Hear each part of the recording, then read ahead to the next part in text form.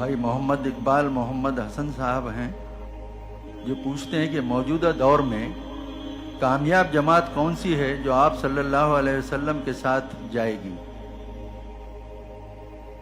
آپ اس کے لیے جو جواب حضور نے دیا ہے وہی سن لیجئے، ما انا علیہ و اصحابی، جو لوگ اس طریقے پر ہوں گے جو میرا طریقہ ہے، میرے اصحاب کا ہے، وہ ہے اصل میں کہ جو نجات پانے والے ہیں۔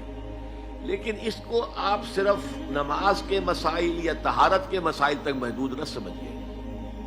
سب سے بڑی سنت محمد رسول اللہ کی کیا ہے، جس میں کوئی اختلاف نہیں؟ رفع یدین میں اختلاف ہے یا نہیں ہے؟ اختلاف ہے۔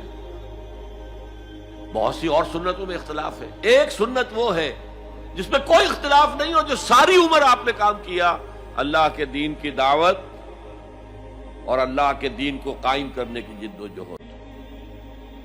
اس میں آپ کو پاگل بھی کہا گیا، مجنون بھی کہا گیا، آپ پر پتھراؤ بھی ہوا، 3 سال تک شیب بنی ہاشم کے اندر آپ نظر بند رہے، اور آج کی آپ جیل پر قیاس نہ کریں۔ جیل میں تو کھانا ملتا ہے، اور A کلاس B کلاس کے لیڈر لوگ جب آتے ہیں جیل سے تو معلوم ہوتا ہے جسم بنا کے آئے ہیں، لیکن وہاں کیا تھا؟ ٹوٹل بین، کوئی چیز کھانے کے اندر نہیں جا سکتی۔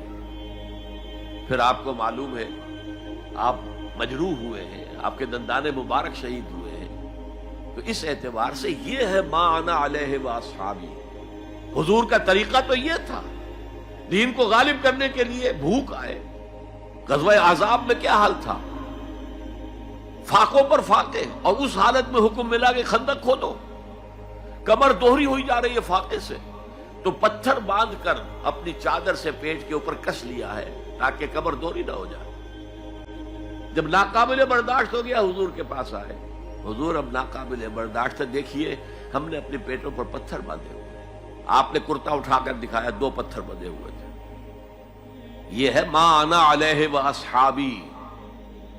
اس لیے کہ جو آیت آئی ہے جو ہماری سیرت کی تقریروں کو مزین کرتی ہے، وہ کیا ہے؟ لقد کان لکم فی رسول اللہ اسوۃ حسنہ۔ یہ اسوہ حسنہ کیا ہے؟